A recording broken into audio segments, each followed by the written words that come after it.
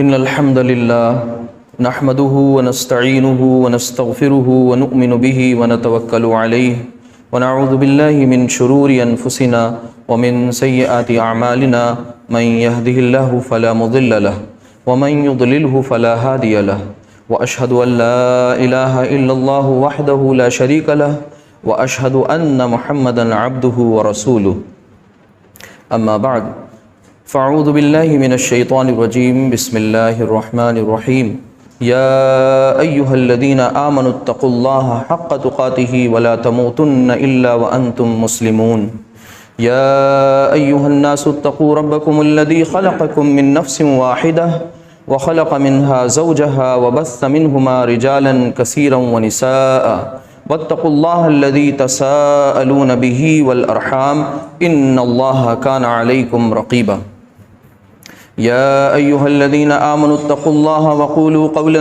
سديدا يصلح لكم أعمالكم ويغفر لكم ذنوبكم ومن يطع الله ورسوله فقد فاز فوزا عظيما فإن خير الحديث كتاب الله وخير الهدي هدي محمد صلى الله عليه وسلم وشر الأمور محدثاتها وكل محدثة بدعة وكل بدعة ضلالة وكل ضلالة في النار رب اشرح لي صدري ويسر لي أمري واحلل عقدة من لساني يفقهوا قولي ربنا لا تؤاخذنا إن نسينا أو أخطأنا آمین یا رب العالمین۔ عزیزان گرامی، عزیز سامعین و سامعات، السلام علیکم ورحمۃ اللہ وبرکاتہ۔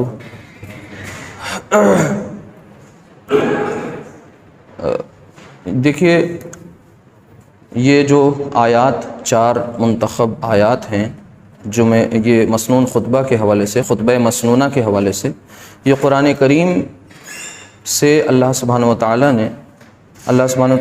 نے جو مختلف صورتوں میں ان آیات کا ذکر کیا اور نبی کریم صلی اللہ علیہ وسلم نے ان کا انتخاب کیا۔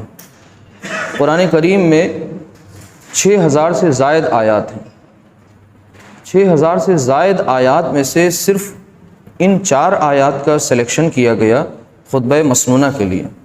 تو ہم سب کو چاہیے کہ ہم سب غور کریں کہ آخر نبی کریم صلی اللہ علیہ وسلم نے انہی 4 آیات کو کیوں منتخب کیا خطبہ مسنونہ کے لیے۔ دیکھیے، اگر ہم غور کرتے ہیں تو سب سے پہلے جو آیت آپ کے سامنے پڑھی گئی کہ وہ سورہ آل عمران کی ہے۔ اللہ سبحانہ وتعالیٰ کا ارشاد ہے کہ یا ایھا الذین آمنوا اتقوا اللہ حق تقاتہ ولا تموتن الا وانتم مسلمون۔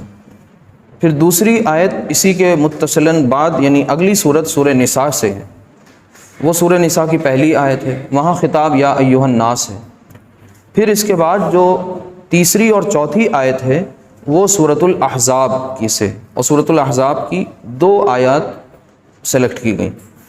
اب اگر ہم غور کریں ان 4 آیات میں مشترک کیا ہے، کامن کیا ہے، تو ہمیں غور کرنے پر پتہ چلتا ہے کہ 4 آیات میں اللہ سبحانہ و تعالیٰ کا فرمان ہے اتقوا اللہ۔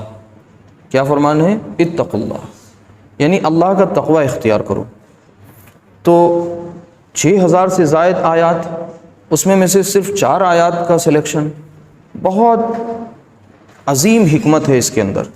اگر ہم غور کر لیں کہ نبی کریم صلی اللہ علیہ وسلم جب بار بار، چاہے وہ جمعہ کا خطبہ ہو، عیدین کا ہو، تو آپ ان آیات کو پڑھ رہے ہیں، ان کے ذریعے تذکیر کر رہے ہیں، لوگوں کو نصیحت کر رہے ہیں ان آیات کے ذریعے۔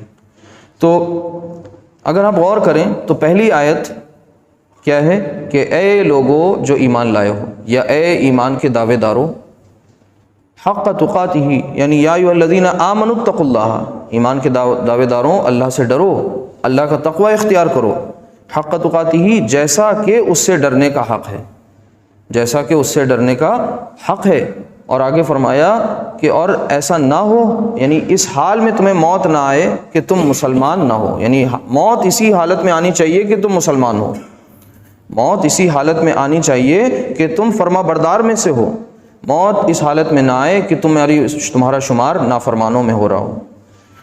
تو اب غور کریں کہ اس آیت کی حکمت پر غور کریں، تو جب اس پر غور کریں گے تو اس سے پہلے ایک آیت اسی صورت میں سورہ آل عمران میں یعنی یہ جس کا سلیکشن کیا گیا، اس سے پہلے کی آیت جو ہے اس میں اللہ سبحانہ و تعالیٰ نے فرمایا کہ وَاعْتَصِم بِاللَّهِ فَقَدْ هُدِيَ صِرَاطَ الْمُسْتَقِيم، یعنی اللہ کو پکڑ لو، اللہ کو پکڑ لو۔ تو یہ اعتصام باللہ ہے کیا؟ اللہ کو پکڑنا کیا ہے؟ اللہ کو پکڑو، فقد ہدیہ صراط المستقیم، یعنی پھر تمہیں صراط مستقیم یعنی سیدھے راستے کی راہ ہموار کر دی جائے، اس کی ہدایت مل جائے، وہ تمہارے لیے سیدھی راہ آسان ہو جائے۔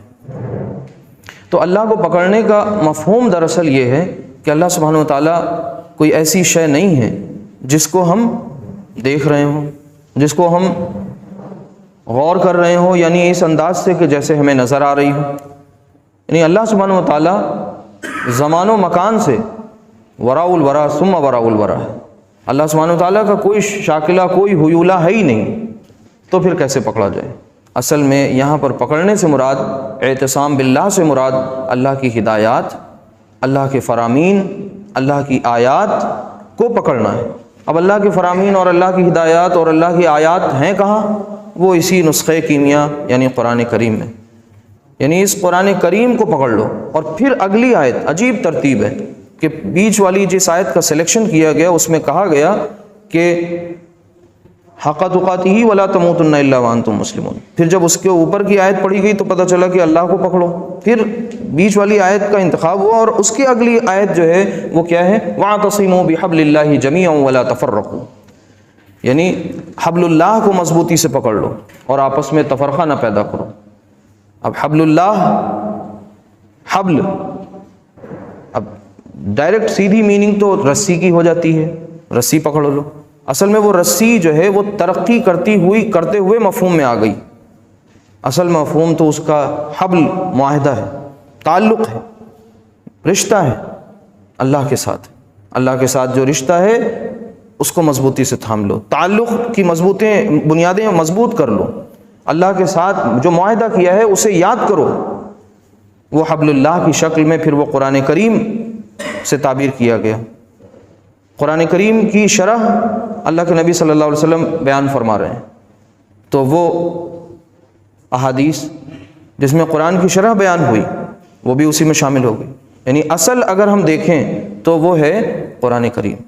تو اس قرآن کو مضبوطی سے تھام لو، گویا کہ اللہ کو تھام لیا، اللہ کو پکڑ لیا۔ اللہ ٹینجیبل نہیں ہے، چھو نہیں سکتے اللہ کو، بس خالی آپ اس کی کائنات میں اس کی تخلیقات جو ہیں اور کائنات میں جو اس کے شاہکارے اور شاہپارے ہیں ان کے ذریعے ہم اللہ کی قدرت کو، اللہ کا تعارف حاصل کر سکتے ہیں۔ یعنی اگر اللہ کا تعارف حاصل کرنا ہے تو اللہ کی قدرت کو دیکھو، اللہ کی خلقت کو دیکھو، اللہ کی تخلیق کو دیکھو، اللہ کی کریشن کو دیکھو۔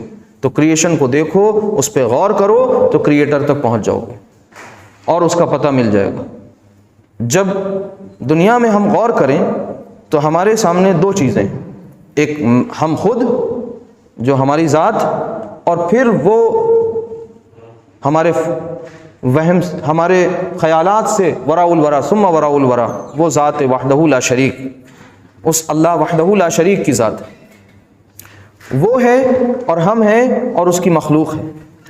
یعنی ہمارا رشتہ مخلوق کے ساتھ کیسا ہو، ہمارا رشتہ خالق کے ساتھ کیسا ہو، یہی کچھ بتانے کے لیے قرآن کریم کا نزول ہوا، قرآن کریم نازل کیا گیا، یہی پورا فلسفہ اس میں بیان کر دیا گیا کہ آخر تمہیں جو ہے وہ تمہاری جو شناخت ہے اس دنیا میں، تم اکیلے نہیں ہو، تمہارے اوپر کوئی نگراں ہے، اور اس کی نگرانی کس معاملوں میں ہو رہی ہے کہ تم نے اس نگراں کی مخلوق کے ساتھ کیسا سلوک کیا ہے، کیا رویہ اختیار کیا ہوا ہے، دونوں اعتبارات سے تمہاری پکڑ ہو رہی ہے۔ تو اللہ سے ڈرنے کا مطلب یہ ہے کہ بچ بچ کر زندگی گزارنا۔ التقویٰ ہاں ہونا، تقویٰ جو ہے وہ یہاں ہے، قلب میں، تقویٰ ظاہری چیزوں میں نہیں، تقویٰ قلبی کیفیت کا نام ہے۔ تقویٰ ہے خوف خدا، خشیت الہی، اللہ سبحانہ و تعالیٰ کے ساتھ ایسا تعلق، زندہ تعلق کہ گویا کہ ہم اسے دیکھ رہے ہیں۔ اگر یہ تصور نہیں پیدا ہوتا تو وہ ہمیں دیکھ رہا ہے، تو وہ ہمیں کس معاملوں میں دیکھ رہا ہے، ہماری نگرانی کس معاملوں میں کر رہا ہے، یہی نا کہ ہم دنیا میں کر کیا رہے ہیں۔ تو یا ایھا الذین آمنوا اتقوا اللہ حق تقاتہ، جیسا کہ حق ہے۔ اب یہاں پر حق تو اس کا ادا نہ ہو سکا، لیکن اللہ سبحانہ وتعالیٰ اس الجھن و بے چینی کو قرآن میں ہی حل کر دیتے ہیں۔ سورۃ التغابن جب آپ پڑھیں گے تو اس سورت میں ایک فقرہ ہے کہ اللہ سے ڈرو جتنی تمہاری استطاعت ہو، اللہ سے ڈرو، فاتقوا اللہ ما استطعتم، یہ الفاظ ہیں کہ اللہ سے ڈرو جتنی تمہاری استطاعت ہے۔ ایک جگہ کہا جیسا حق ہے ویسا یہ تقوی اختیار کرو۔ اب اللہ تعالیٰ جانتا ہے کہ یہ بندے جو ہیں کمزور ہیں، یہ بندے جو ہیں عاصی ہیں، یہ بندے جو ہیں عاجز ہیں، یہ گناہ گار ہیں، ان سے غلطیاں ہوں گی، ان سے کمیاں ہوں گی، لیکن مالک کے سامنے اگر ہم بندے بن کے رہیں اور صحیح نیت کے ساتھ، صحیح سمت میں، صحیح رخ میں اس کے ساتھ ہم اپنے بندے ہونے کا ثبوت دیتے رہیں، تو پھر جو لغزشیں ہوں گی ان پہ پکڑ ہو بھی سکتی ہے اور وہ معاف بھی کر سکتا ہے۔ غفور الرحیم، یعنی فاتقوا اللہ ما استطعتم، یہ آیت تسلی دیتی ہے کہ اللہ تعالیٰ کا تقوی تو اختیار کرنا ہے جیسا اس کا حق ہے، لیکن ظاہر سی بات ہے جتنی استطاعت ہے، لا یکلف اللہ نفسا الا وسعها، اللہ تعالیٰ نے کسی بھی جان کو اس کی وسعت سے زیادہ ذمہ دار نہیں بنایا، مکلف نہیں بنایا، اتنا بوجھ نہیں ڈالا جتنا وہ برداشت نہ کر سکے۔ تو یہ اللہ سبحانہ وتعالیٰ کی رحیمی ہے، کریمی ہے، اس کے غفور الرحیم ہونے کا، اس کے رحیم الرحیم الرحمن ہونے کا ثبوت ہے، مظہر عتم ہے۔ اور پھر آگے کیا فرمایا؟ یا ایھا الذین آمنوا اتقوا اللہ حق تقاتہ ولا تموتن الا وانتم مسلمون، اور یاد رکھنا کہ تمہیں موت اس حالت میں نہ آئے کہ تم فرما برداروں کی فہرست میں نہ ہو، موت اس حالت میں نہ آئے کہ تم نافرمانوں کی فہرست میں شامل کیے جا رہے ہو، یعنی جب موت آ رہی ہو تو تم فرما بردار رہنا۔ تو پتہ یہ چلا کہ جو اس کی فرما برداری ہے، جو اس کی بندگی ہے، یہ صرف وقتی نہیں ہے، یہ صرف عارضی نہیں ہے، یہ صرف چند روز کی نہیں ہے کہ عبادت کا بخار چڑھا اور پھر بڑی تیزی آ گئی چیزوں میں، اور پھر اس کے بعد ڈھلان پہ چلے گئے، اور پھر ایسے دور ہوتے چلے گئے، ایسے دور ہوتے چلے گئے کہ پھر گمراہیوں میں مروث ہوتے چلے گئے اور خیر سے دور ہوتے چلے گئے۔ اصل میں 24 گھنٹے ساتوں دن بندہ بن کر رہنا تھا، 24 گھنٹے ساتوں دن بندگی والی زندگی گزارنی تھی، خلوص نیت کے ساتھ، عاجزی کے ساتھ، انکساری کے ساتھ، خاکساری کے ساتھ۔ اپنی نیکیوں پہ اترانا نہیں تھا، اپنے اچھے اعمال پر اللہ سے اچھے انجام کی امید تو کرنی تھی لیکن اترانا نہیں تھا۔ اللہ سبحانہ وتعالیٰ کے حضور گڑ گڑانا تھا، رونا تھا، اور اس سے اپنے سابقہ زندگی میں ہوئی جو نافرمانیاں ہم سے ہوئیں اس سے اس کی مغفرت مانگنی تھی، بخشش مانگنی تھی۔ تو اصل میں اس بات میں جو یہ بات کہی جا رہی ہے کہ موت ایسے نہ آئے کہ تم نافرمان ہو، تو اس سے پتہ یہ چلا کہ صاحب زندگی بڑی اللہ نے دی، ہو سکتا ہے بہت عبادت میں، بڑی ریاضت میں، بڑی عوام الناس کی خدمت میں گزر رہی ہو، لیکن جب آخری وقت قریب آیا تو اللہ بچائے کہیں خاتمہ بالخیر ہونے کے بجائے کچھ اور معاملہ ہو گیا۔ تو یہ بہت عجب مسئلہ ہے کہ ہم اپنے چیزوں کو، ظاہری چیزوں کو تھوڑا درست کر لیتے ہیں اور خوش فہمی میں زندگی بسر کرنے لگتے ہیں، اور کبھی کبھی ایسا تو گمان بھی لے آتے ہیں کہ صاحب دیندار تو اکیلے ہم ہی ہیں۔ یہ جو زوم تھا، یہ جو خناس تھا، یہ یہود و نصارہ کو تھا۔ کیا کہا تھا انہوں نے؟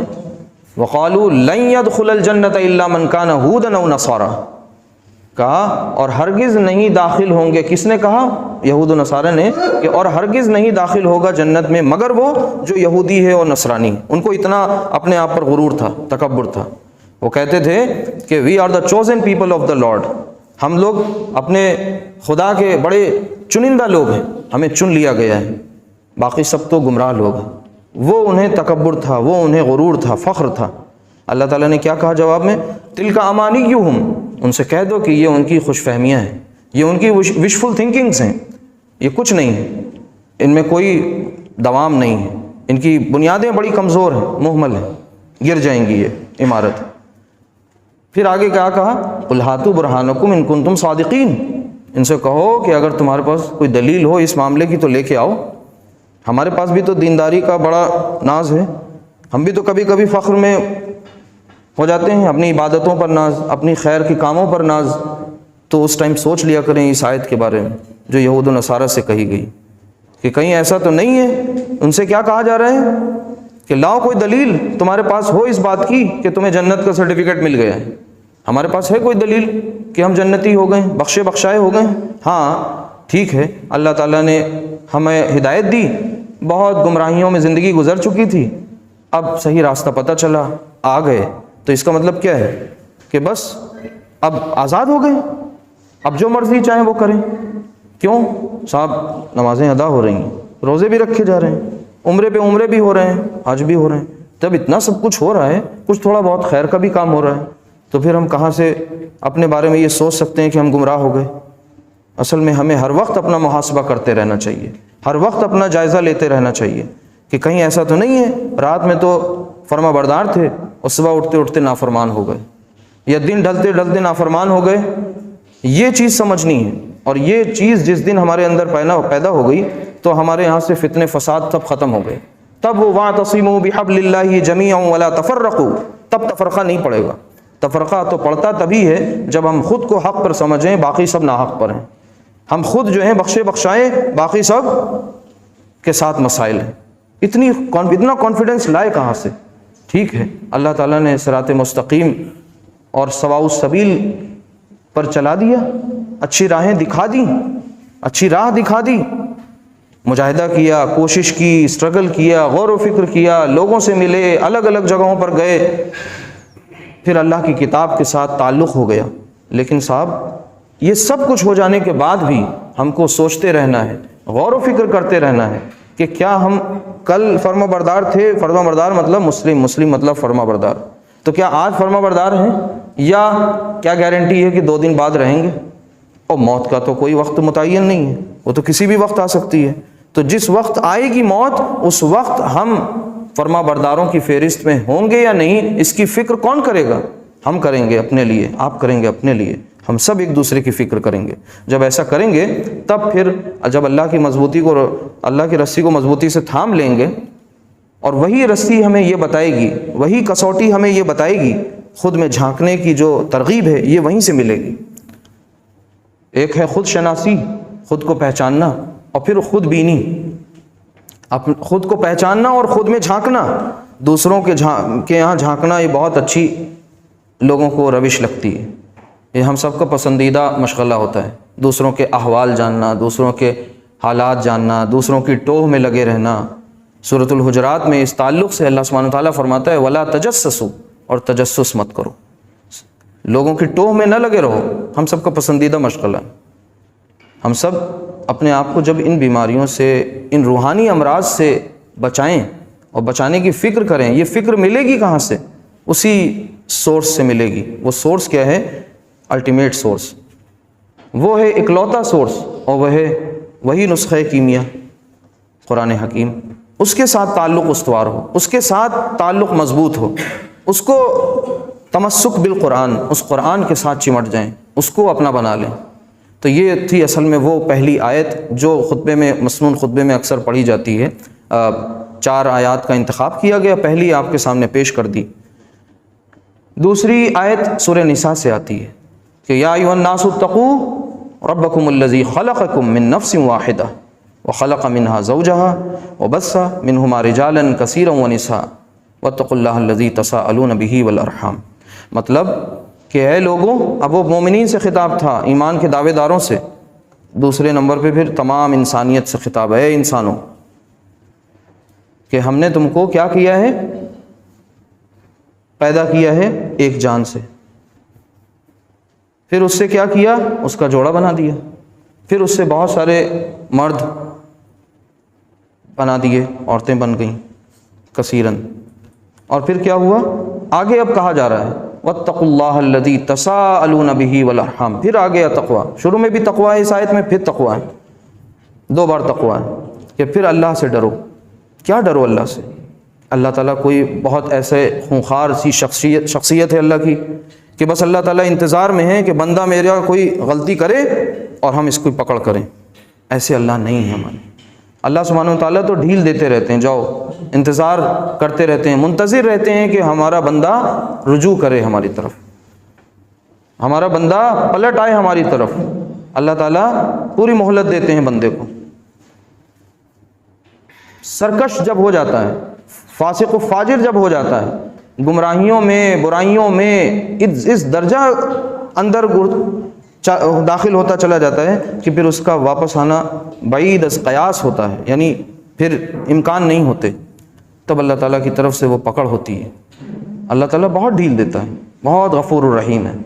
ہم نے اللہ تعالیٰ کی شخصیت کو ایسے ہی بنا دیا ہے گویا کہ وہ بہت خونخوار سی کوئی شخصیت ہے، بس فوراً ہماری جو ہے پکڑ کر لے گا، نہیں، بہت ڈھیل دیتا ہے۔ یہ ڈھیل ہی تو ہے اس کی کہ ہم سانسیں لے رہے ہیں، یہ ڈھیل ہی تو ہے اس کی کہ ہم جو ہیں چر رہے ہیں، چگ رہے ہیں، کھا رہے ہیں، پی رہے ہیں، موج مستی عیش و عشرت سب کچھ کر رہے ہیں، اس کے دین کے احکام کو، اصول کو، اس کے فرامین کو پیروں تلے روند رہے ہیں۔ یہی تو ہے کہ ہم اس کے احکام کو زبان سے تو کہہ رہے ہیں لیکن اپنے قول سے اس کی تصدیق، دل سے اس کی تصدیق نہیں کر رہے ہیں، اپنے اعمال سے اس کی تصدیق نہیں کر رہے ہیں۔ تو اللہ تعالیٰ کیا کہتا ہے؟ ڈرو، اور آگے کیا بات کہہ رہی؟ واتقوا اللہ الذی تساءلون بہ والارحام۔ اب انسان جب آپس میں ایک دوسرے سے مطالبہ کرتا ہے کسی چیز کا تو کس چیز کا حوالہ دیتا ہے؟ اللہ کا حوالہ دیتا ہے، اور ارحام یعنی رشتوں کا حوالہ دیتا ہے، رشتوں کا حوالہ دیتا ہے۔ رحم مادر، اسی سے وہ لفظ ارحام، تو رشتوں کا حوالہ دیتا ہے، اللہ کا حوالہ دیتا ہے، اللہ کے نام پہ مانگتا ہے، رشتوں کے نام پہ مانگتا ہے۔ اب ان دونوں چیزوں کے بارے میں اللہ تعالیٰ کہہ رہے ہیں کہ ان کے معاملے میں ڈرو۔ واتقوا اللہ الذی تساءلون بہ والارحام ان اللہ کان علیکم رقیبا، یقیناً وہ تم پر جو ہے وہ نگراں ہے۔ اب اس کی نگرانی ہے۔ اب یہاں پر حقوق اللہ کا بھی ذکر آ گیا، حقوق العباد کا بھی ذکر آ گیا، یعنی بندوں کے حقوق، جن رشتوں کا حوالہ دیتے ہو، جب حقوق مانگنے ہوتے ہیں، جب اپنا حق مانگنا ہوتا ہے تو دہائی دیتے ہو، ابا ہم بہت برے ہیں لیکن بیٹے تو ہیں نا آپ کے، تو حصہ لینے چلے آتے ہو، لیکن زندگی بھر باپ کو ستاتے ہو، ماں کو زندگی بھر پریشان کرتے ہو۔ جس کو اللہ نے ذریعہ بنایا تمہارے زندگی میں، اس دنیا میں آنے کا، ان کو تکلیف دیتے رہتے ہو۔ اصل میں یہاں پر اس کا ذکر بڑا لطیف ہے کہ اپنے بعد فوراً ارحام کا ذکر ہے، یعنی اللہ سبحانہ و تعالیٰ نے اگر دوسری بہت بڑی اہم چیز کوئی دنیا میں بتائی تو اپنے بعد وہ یہ ارحام ہے، یہ وہ رشتے ہیں، اور ان رشتوں میں بھی سب سے بڑا رشتہ ظاہر سی بات ہے والدین کا، یعنی ان کو اللہ نے، اللہ خالق ہے اور یہ ذریعہ ہے تمہارے اس دنیا میں آنے کا۔ بھئی والدین کے ذریعے ہی تو انسان دنیا میں آیا ہے، اور اللہ اب اس حوالے سے دونوں کی اہمیت سمجھیے، ایک نے وجود بخشا، دوسرا ذریعہ بنا، دوسرے کو اللہ رب ہے لیکن دنیا میں اس نے ایک ذریعہ بنا دیا نگہداشت کا، ورنہ کون کس کے بچے کو گلے لگاتا ہے، کون کس کے لیے راتوں کو جاگتا ہے، کون کس کے لیے اپنی زندگی کے بہت اہم ایام کو قربان کر دیتا ہے۔ یہ صرف والدین ہوتے ہیں اور کوئی نہیں ہوتا۔ ہم غور کریں، جب انسان خود والدین بنتا ہے یا والد یا والدہ بنتا ہے تب اس کو اس بات کا احساس ہوتا ہے کہ بچے سے جو شکوہ یا شکایت ہوتا ہے، بچے کی جو نافرمانی و ناقدری ہوتی ہے وہ کتنی اہم ہوتی ہے، تب تک احساس نہیں ہوتا۔ اپنی بچے کے مقابلے میں اپنی ماں سے بدزبانی کر لے، بد کلامی کر لے، اپنے باپ سے بدزبانی اور بد کلامی کر لے، یہ تو ایک ایگزامپل ہے۔ ارحام میں تو اور بھی بہت سے رشتے پھر آ جائیں گے، یعنی جب حق مانگنا ہو تب تو تم کو دکھتا ہے رشتے، اور جب حق چھینتے ہو تب رشتے نہیں دکھتے کہ ہم کس کا حق مار رہے ہیں۔ ان دونوں باتوں کو غور کریے گا۔ حق لینے کے نام پر رشتوں کی دہائی دے رہے ہو، مطالبہ کرتے ہو، جب کسی چیز کو طلب کرتے ہو تب رشتے یاد آ جاتے ہیں، اور جب حق چھین رہے ہوتے ہو تو نہ پڑوسی یاد آتا ہے، نہ رشتہ دار یاد آتے ہیں، نہ باپ کے طرف سے جو رشتے ہیں، نہ ماں کی طرف سے جو رشتے ہیں، پھر ان کا کوئی پاس و لحاظ نہیں رہ جاتا۔ اور یہ ہوتا کب ہے؟ جب اتقوا اللہ کی نافرمانی ہوتی ہے، جب اللہ کے اس حکم کی عدولی ہوتی ہے، یعنی وہ روح جو تقوی سے خالی ہے، وہ انسان، وہ جان جو تقوی سے خالی ہے، اللہ کے خوف سے خالی ہے، وہی یہ کام کر سکتا ہے۔ اب آپ سوچ لیجئے، جو یہ کام کر رہا ہے، گویا کہ اگر اس طرح سے سمجھا جائے کہ جس شخص کا یہ رویہ ہو تو پھر وہ فرما بردار کہاں ہے؟ والدین کی نافرمانی میں اللہ کی نافرمانی ہے، اللہ کے نبی کی نافرمانی میں اللہ کی نافرمانی ہے، اللہ کی نبی کی فرما برداری میں اللہ کی فرما برداری ہے۔ تو یہ سب چیزیں باہم انٹر کنیکٹڈ ہیں، مربوط ہیں۔ ہاں، یہ ضرور بتا دیا گیا کہ اللہ کی اور رسول کی فرما برداری اور ان کی اطاعت یہ غیر مشروط ہے، انکنڈیشنل ہے، سر تسلیم خم، سمعنا و اطعنا، پھر کوئی قیل قال نہیں، کوئی ہیلا حوالی نہیں، جو آ گیا فرمان ثابت ہو گیا مان لینا ہے، اس میں کوئی گنجائش پھر نہیں ہے۔ ہاں، والدین کی فرما برداری میں یہ ہے کہ بھئی وہ ہم سے کوئی ایسا کام کرا لیں جو شریعت کے منافی ہو، غلط ہو، تو بھی ہمیں تہذیب کے اصولوں کو کراس نہیں کرنا، ان لمٹس کو کراس نہیں کرنا جو ہمیں غیر مہذب بنا دیں۔ وہاں پر بھی ان کی اطاعت تو نہیں ہے، لیکن اس کام میں بھی ان کی رعایت ہے، ان کے ساتھ اچھا سلوک ہے، حسن سلوک۔ یہ ہے ہمارا وہ اسلام جس کو ہم صحیح طریقے سے متعارف نہیں کرا پا رہے ہیں۔ یہ اصل میں ہم سب کی سب سے بڑی فیلئر ہے۔ ہم نمازی ہو جائیں، حاجی ہو جائیں، روزہ رکھنے لگیں، لیکن ان سب کے ساتھ ساتھ ہم لوگ پاجی بھی بہت بڑے ہیں۔ اب یہ لمحے بھر کا لطیفہ ہے، زیر لب مسکرا لیجئے لیکن اندر اندر رو لیجئے کہ ہم اپنے حرکتوں سے، اپنی باتوں سے ہم اپنے مذہب کا، اسلام کا مذاق بنوا رہے ہیں، نہیں بنوا رہے ہیں؟ ہم کیا تعارف پیش کر رہے ہیں؟ یہ تو وہ اعلیٰ کردار کا مطالبہ کر رہا ہے ہم سے جس سے دنیا میں امن و امان آ جائے۔ دیکھیے، جب خاندانی نظام بہتر ہوتا ہے جس سوسائٹی میں، وہ سوسائٹی بہت ترقی کرتی ہے۔ اس پوری آیت میں خاندانی نظام پہ ہی بات کی جا رہی ہے اور تقوی کی بات کی جا رہی ہے، یعنی ان لوگوں کے معاملے میں بھی اللہ سے ڈرتے رہو۔ اور آگے یہ بھی کہا جا رہا ہے، خبر نہیں دی جا رہی ہے، تنبیہ، وارننگ، کہ اللہ تعالیٰ نگراں ہے، اس کا ڈیوائن سرویلانس تمہاری ایک ایک حرکت کو قید کر رہا ہے، تم کو دیکھ رہا ہے۔ تمہارے یہ چھوٹے چھوٹے کیمرے یہ کبھی غلطی کر سکتے ہیں، ان کی ہارڈ ڈسک کبھی خراب ہو سکتی ہے، لیکن اس خدا کا جو ڈیوائن کیمرہ ہے وہ بھی ہمیں دیکھ رہا ہے۔ یاد رکھنا، وہ ان سارے کیمروں کی بھی حرکتوں کو ریکارڈ کر رہا ہے۔ تو جب یہ تصور ہمارا ہو جائے تو پھر ہماری ذات سے کس کو تکلیف پہنچے گی؟ ہم سراپا خیر بنیں گے۔ جب ہم سراپا خیر بنیں گے تو معاشرے میں خوشحالی ہوگی۔ جس معاشرے میں مان لیجئے نکاح نہ ہو، جس معاشرے میں نکاح نہ ہو تو وہاں جو اولادیں ہوں گی وہ ولد الزنا کہلائیں گی۔ کیا کہلائیں گی؟ ولد الزنا۔ تو نکاح جو ہے پاکیزگی کا ذریعہ ہے۔ اب اس نکاح کو کرنے کے بعد، پاکیزگی اختیار کرنے کے بعد، ہم اپنی حرکتوں سے پھر اسی معاشرے کو ناسور بنائے دے رہے ہیں۔ بھئی ہم نے نکاح کے اور اس شادی کے بندھن میں تو بندھ گئے، لیکن ہماری حرکتیں ایسی ہیں جو لوگوں کے ساتھ اچھا رویہ نہیں رکھتی، اپنے گھر خاندان والوں کے ساتھ اچھا سلوک نہیں کرتے، ان کا حق مارتے ہیں۔ جب ان کا حق ماریں گے تو خاندانی نظام جس کو بہت مستحکم ہونا چاہیے تھا، جو بہت مضبوط ہونے چاہیے تھا، جس کی بنیادیں بڑی گہری ہونی چاہیے تھیں، ایمانداری، وفاداری، اطاعت گزاری، ان پر اس کو بیسڈ ہونا چاہیے تھا، تو کیا ہوگا؟ وہ معاشرہ دھراشائی ہو جائے گا، گر جائے گا۔ اس کے بعد اگلی کون سی آیات ہیں جن کا سلیکشن ہوا سورۃ الاحزاب میں؟ یا ایھا الذین آمنوا اتقوا اللہ وقولوا قولا سدیدا، اے ایمان والو، اے ایمان کے دعوے داروں، اے وہ لوگوں جو کہتے ہو کہ ہم ایمان لائے ہیں۔ مطلب یہ نہیں کہ اے ایمان والوں میں تو مطلب ہو گیا کہ اللہ تعالیٰ نے مان لیا کہ آپ ایمان والے ہیں یا ہم ایمان والے ہیں۔ اصل تو یہ ہے کہ اے وہ لوگوں جو ایمان کے دعوے دار ہو، ایمان کتنا دلوں میں ہے یہ تو وہاں پتہ چلے گا۔ یا ایھا الذین آمنوا اتقوا اللہ وقولوا، اللہ کا تقوی دیکھیے پھر اختیار کرو، اللہ سے ڈرو، اور پھر آگے کیا کہا جا رہا ہے؟ وقولوا، اور کہو، کیا کہو؟ قولا سدیدا، یعنی قولا سدیدا، ایسی بات جو بالکل سیدھی ہو، اسٹریٹ فارورڈ ہو، لاگ لپیٹ نہ ہو، جس میں قول اور عمل کا تضاد نہ ہو کہ صاحب بڑے اعلیٰ آدرش زبان سے تو نکل رہے ہیں لیکن کردار جب دیکھا جاتا ہے تو بالکل کھوکھلا۔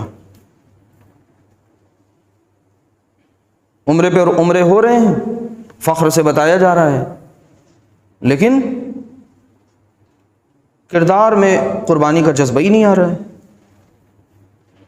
حج پر قربانیاں ہو رہی، وہ عید الاضحیٰ پہ قربانی ہو رہی ہے، لیکن جانور کی تو جان لے لی، کیا اپنی خواہش نفس پہ بھی اس دن چھری چلائی؟ اصل میں تو یہ اسی چیز کی یاد تازہ کرنی تھی کہ حضرت اسماعیل نے کیسے اپنے والد کی مرضی پر، بیٹے اور باپ کا جو کردار تھا وہ دنیا میں یہ ہمیشہ ہمیش کے لیے اس سنت کے ذریعے زندہ کر دیا. لوگوں کو بتانا تھا کہ یہ تو بس ایک تمثیلی معاملہ ہے، یہ تو ایک سنت ہے جو ہم ادا کر رہے ہیں. اصل تو یہ ہے کہ ہم نے اپنی ساری منشا و مرضی، اپنی خواہشات، اپنی بیجا جو بھی ترجیحات ہیں، ان سب کو ہم نے قربان کر دیا. کس کے سامنے؟ اس وحدہ لا شریک کے سامنے. تو وقولوا قولا سدیدا، ایسی بات کہو جس میں کوئی لاگ لپیٹ نہ ہو، قول و عمل کا تضاد نہ ہو. یا ایھا الذین آمنوا لما تقولون ما لا تفعلون، اے ایمان کے دعوے دارو، وہ کچھ کہتے کیوں ہو جو تم کرتے نہیں ہو. تو ہم سب اپنے کرداروں میں جھانکیں کہ ہم کہتے تو یہ ہیں کہ ہمارا رسول جو ہے وہ خیر کا پیغمبر ہے، میسنجر آف پیس ہے، لیکن اپنے کردار سے ہم اپنے رسول کی بڑی تعریفیں بیان کرتے ہیں. کرنی چاہیے، بڑے احسانات ہیں ہمارے رسول صلی اللہ علیہ وسلم کے، لیکن کس منہ سے کردار بیان کرتے ہیں، کس منہ سے آپ کی سیرت بیان کر رہے ہیں. بڑے بڑے دعوے ہیں محب رسول ہونے کے، عاشق رسول ہونے کے، لیکن ہمارا کردار کیا وہ سراپا خیر ہے؟ کیا ہمارا کردار وہ کردار ہے کہ جو گالیاں کھائے دعائیں دے؟ کیا ہمارا وہ کردار ہے جو اپنے اوپر چوٹیں جسم پہ برداشت کر لے، لہولہان ہو جائے اور پھر بھی دعائیں دے؟ کیا یہ کردار ہمیں پیدا نہیں کرنا تھا اپنے اندر؟ یہ کوالٹیز، یہ خوبیاں، یہ صفات ہمیں اختیار نہیں کرنی تھی؟ یہ صرف ایسے ہی بس قصہ تھا، ایک کہانی تھی؟ نہیں، یہ تو اصل میں وہ کردار تھا جو نبی نے کر کے دکھایا، اس لیے تاکہ اس کو فالو کیا جائے، تاکہ اس کی پیروی کی جائے، تاکہ وہ نقش قدم، وہ فوٹ پرنٹس یاد رکھے جائیں اور ان پہ ہی چلا جائے. انہی پد چنوں پر چلتے ہوئے پھر فوز و فلاح، حقیقی کامیابی، آخرت کی کامیابی حاصل ہو. تو لوگوں کو جو سسکتی کراتی ہوئی انسانیت ہے، ظلم و ستم کے پہاڑ جس کے اوپر توڑے جا رہے ہیں، ان کو یہ بتانا تھا کہ دیکھو ہمارا کردار ایسا ہے، نبوی کردار یہ ہے، جو خود بھوکا رہ لے، پیاسا رہ لے، لیکن دوسروں کے فکر کرے، جو خود پریشانی برداشت کر لے، مصیبتیں جھیل لے، لیکن دوسروں کی خبرگیری کرتا رہے. یہ کردار آئے گا کہاں سے؟ یہ تبھی آئے گا جب تقویٰ، اور تقویٰ کی روش کیسے اختیار کریں گے؟ جب اللہ کے اس پاور ہاؤس سے خود کو کنیکٹ کر لیں گے، اور وہ ہے قرآن. بار بار پلٹ کے وہیں آنا ہے. تو یا ایھا الذین آمنوا اتقوا اللہ وقولوا قولا سدیدا. اب آگے دیکھیے، اگر ایسا کردار آ جائے گا تو اس کے بدلے میں اجر بہت بڑا ہے. کیا ہے؟ یصلح لکم اعمالکم، پھر وہ تمہاری اصلاح کر دے گا، تمہارے اعمال کی اصلاح کر دے گا. ویغفر لکم ذنوبکم، اور وہ جانتا ہے کہ تمہارے اعمال جو ہیں، تم بڑے کمزور ہو، نحیف ہو، تمہارے اندر اتنی ہمت نہیں ہے، تم ٹھوکریں کھاؤ گے، گرو گے. جب گرو گے، پڑو گے، اٹھو گے، غلطیاں کرو گے، تو ویغفر لکم ذنوبکم، تو وہ پھر جب تم سے کوئی خطا ہو جائے گی تو وہ تمہیں ایسا نہیں ہے، ظالم و جابر نہیں ہے کہ وہ معاف نہ کرے. تم رجوع کرنا، ویغفر لکم ذنوبکم، اور وہ تمہارے گناہوں کو کیا کر دے گا؟ معاف کر دے گا، بخشش اس کی طرف سے ہو جائے گی. لیکن پہلا قدم تو ہمیں لینا تھا نا، کمفرٹ زون سے تو ہمیں اپنے نکلنا تھا نا باہر. صبح کا وقت ہے، اٹھنے کا دل نہیں چاہ رہا ہے، بستر پہ پڑے ہوئے ہیں، کروٹیں بدل رہے ہیں، 10 بجے کا آفس ہے، کب تک ٹال مٹولی کریں گے؟ اگر آپ کے آفس جانے کا آدھے گھنٹے کی مسافت ہے، دوری ہے، تو آپ کیا 9:30 بجے بھی پڑے رہیں گے؟ تب تو کہیں گے نا اب پارٹی سر کے اوپر پانی ہو گئے. اب آپ اپنے آپ کو جھٹکا دے کے ایسے اٹھیں گے کہ لگے گا آپ سستی آپ کے اندر ہے ہی نہیں. کیوں؟ کیونکہ وہ بس اب آخری معاملہ آ گیا، اب تو اس کے بعد تو پھر ہے ہی نہیں معاملہ کچھ. تو ایسے ہی سوچ لیجئے کہ اگر اب تک ہم سستی کاہلی کرتے رہے، اپنے آپ کو بدلنے کی فکر نہیں کی، تو بس اب ابھی جھٹکا دیں اور فوراً اپنے آپ کو اس راستے پر گامزن کریں، اللہ کے حضور حاضر ہوں، سچی توبہ کریں، اور پھر اس راستے کو پکڑ لیں جس راستے کے ذریعے ہدایت ہے. تو کیا فرمایا؟ یصلح لکم اعمالکم ویغفر لکم ذنوبکم ومن یطع اللہ ورسولہ، اور جو کوئی اطاعت کرتا ہے اللہ اور اس کے رسول کی، تو کیا فرمایا؟ فقد فاز فوزا عظیما. تو اصل میں گویا یہ فوز عظیم ہے، مطلب بہت بڑی کامیابی جس کو آپ شمار نہیں کر سکتے، جس کو آپ اپنے گمان میں لا نہیں سکتے، جس کو آپ ڈیفائن نہیں کر سکتے اس کامیابی کو۔ کیوں؟ دنیا میں بہت سی کامیابی انسان حاصل کرتا ہے، اور ہر کامیابی کے بعد اسے ایسا لگتا ہے کہ ابھی ہماری ترقی ادھوری ہے۔ ہر کامیابی، ہر مائل سٹون اچیو کرنے کے بعد اگلا ٹارگٹ وہ اپنے لیے خود سیٹ کر لیتا ہے۔ ایک بزنس مین کی مثال، شروع میں وہ کیا کرتا ہے، اپنی پونجی جو لگاتا ہے تو وہ سوچتا ہے پونجی میری باقی رہے، بزنس ہمارا کسی طرح سیٹل ہو جائے، ایک آدھ سال، ایک مہینے کا بجٹ لے کے چلتا ہے۔ شروع میں اس کو بڑا مسئلہ ہوتا ہے کہ بھائی کچھ بچ بھی رہا ہے نہیں بچ رہا ہے۔ پھر ایک وقت ایسا بھی آتا ہے کہ پھر اس کو پروفٹ اور لاس کی ٹینشن سے وہ آزاد ہو جاتا ہے اور پھر ٹرن اوور کی فکر کرنے لگتا ہے۔ وہی انسان جو کبھی ہینڈ ٹو ماؤتھ ہوتا ہے وہ پھر کروڑوں کے ٹرن اوور کی بات کرتا ہے، اس سال ہمارا ٹرن اوور اتنا، اگلے سال اتنا، اگلے سال اتنا۔ دنیا کے معاملے میں تو ہم اتنے تیز ترار ہیں، اتنے ذہین و فتین ہیں، اور اس معاملے میں سوچتے بھی نہیں ہیں کہ آخر وہ کامیابی کیسی کامیابی ہوگی۔ یہاں تو قرار نہیں آتا ایک کامیابی حاصل کرنے کے بعد دوسری کامیابی، تیسری کامیابی، یہ سلسلہ چلتا رہتا ہے، اور انسان اپنے آپ کو ایسے ہی ہلاکت میں ڈالے رہتا ہے۔ اور وہی الہاکم التکاثر حتی زرتم المقابر، ایک دوسرے سے فخر کرنا، کثرت کی چاہ میں لگے رہنا، مال اکٹھا کرنا، سینت سینت کر جمع کرنا، اور پھر دھیرے دھیرے قبروں کی زیارت کر لینا، بس کہانی تمام، قصہ ختم۔ تو کیا ہم اسی لیے دنیا میں آئے تھے؟ ہم کو تو بہت کنسٹرکٹیو، بہت پروڈکٹیو، بہت تعمیری کردار ادا کرنا تھا، صرف اپنے لیے نہیں، ہم کو دوسروں کے لیے بھیجا گیا تھا۔ اخرجت للناس ہیں ہم لوگ، خیر امت ہیں، خیر امت کے افراد ہیں، اس منظم تنظیم کے افراد ہیں، اس کا کیڈر بن کے کام کرنا تھا۔ کون سا کام؟ اخرجت للناس، لوگوں کے لیے خیر کے، بھلائی کے دروازے کھول دینے تھے۔ جب دل ایسے اندر سے بدل جائے گا تو خود بے چینی ہوگی آپ کو، آپ کا جو اننیسیسری بچایا ہوا مال ہے وہ آپ کا نہیں ہے، جو آپ کا اپنی صلاحیت ہے، گیان ہے، علم ہے، وہ آپ کی اپنی نہیں ہے، آپ کے زندگی کے اوقات آپ کے اپنے نہیں ہیں۔ یہ غلطی مت کریے کہ آپ اسے اپنا سمجھیے، یہ اصل میں آپ کو آپ کے خدا نے دیا ہے۔ اور کس کے لیے دیا ہے؟ اس میں ان لوگوں کا حق ہے جن کے لیے یہ دیا گیا ہے۔ آپ نے تو جو برت لیا، استعمال میں لے آئے، وہی آپ کا ہے، باقی سب آپ کا نہیں ہے۔ یہ میں اپنے مرضی سے نہیں بول رہا ہوں۔ تو اصل میں پھر بچا جو وہ کیا ہے، وہ اصل میں اس خدا کی دی ہوئی امانت تھی جسے آپ کو ان لوگوں میں خرچ کرنا تھا جو اس کے مستحق ہیں۔ 2.5% زکوٰۃ دے دی ایسے ہی بس، تو کیا سب معاملہ ادا ہو گیا؟ اصل میں جو نفاق کا مرض ہے وہ انفاق سے دور ہوتا ہے۔ اور انفاق کیسا؟ کہ بند بوتل کا ڈھکن کھلے گا تب تو باقی ہو کچھ ہوگا۔ اب اس بات کو یہ مت سمجھیے گا یہاں پر ہم کوئی اپیل کرنے آئے ہیں، ثم معاذ اللہ معاذ اللہ، کوئی اپیل نہیں ہے۔ اصل تو اس کیریکٹر کو ہمیں اپنے اندر پیدا کرنا ہے کہ ہمیں اپنا مال خود اپنے ہاتھوں خرچ کرنا ہے۔ اور کہاں خرچ کرنا ہے؟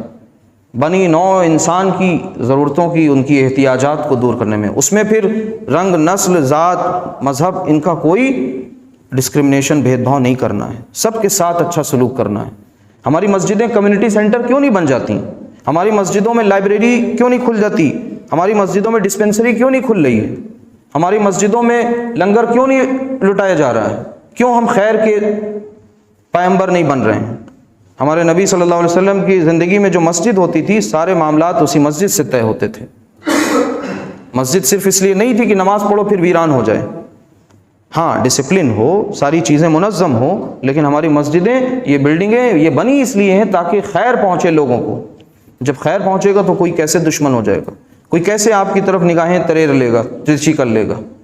تو ہم سب کو چاہیے کہ ہم سب اس پر سر جوڑ کے بیٹھیں، مشورہ کریں، دیکھیں، اور پھر ان سارے خیر کے کام کرنے میں اور اپنی زندگی کو سدھارنے کے اس معاملے میں، کیونکہ جب تک کہ عمل سے نہیں جڑیں گے تو یہ چیزیں ہوگا بھائی تقریر بڑی اچھی تھی، اس کے بعد گھر پہنچ گئے، پھر کوئی اور اچھی تقریر سن لی، پھر کوئی اور اچھی تقریر سن لی، تو لطف اندوز ہو گئے، محظوظ ہو گئے، مزہ آ گیا۔